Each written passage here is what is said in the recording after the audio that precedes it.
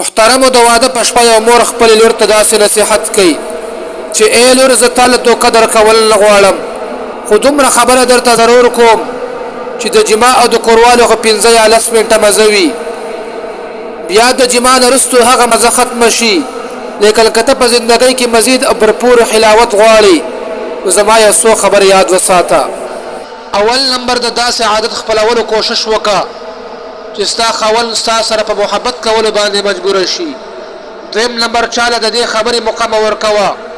چې هغه ته دا خبره کوي چې فلان کوي جنې سره د هغه خاون ډیره مینا کوي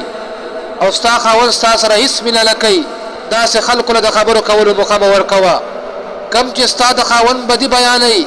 دریم نمبر کتا ته ستا د خاون څخه غلطی ښکار شي نو هغه نظر انداز کومو هغه له هیڅ توجه ورکوا څلورم نمبر د دې خبرې یقین وکا چې تل سړی په مقابله کې اسلحه نشي استعمالولې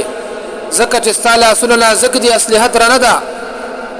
ته هغه نشي وتولې بلکې یا ساتستا اسلحه ستا حسن او جمال دی اطاعت او فرمانبرداري ده خود اعتمادي او وقار او شرم او حیا ده تا ته بخپل اسلحه کمزور ښکاری خو یا ساتستا اسلحه د سخت زړه ولا انسان هم مجبور کوي پنځم نمبر په کور کې چې دا کم پریشانی او غم در ورسي نو هغه له دومره اهمیت مور کوي چې بیا هر وخت پریشان ای ساده خاول لپاره د کور نه بهر محنت او کوشش کافی دی ته په کور کې دانه د سکون او د آرام سامان پیدا کا هر حال کې خاول له تسلی ورکوا شپږم نمبر د خپل خاول ماضی باندې یعنی د واده نه مخکې ژوندۍ مبارکه د چانه د پوس مکوا ځکه چې دې سره به زړه وټکیږي لیکن دا هم یاد لره چې ستا خاول هم انسان دی د هغه جیب ته خصوصي تور باندې خیال کوا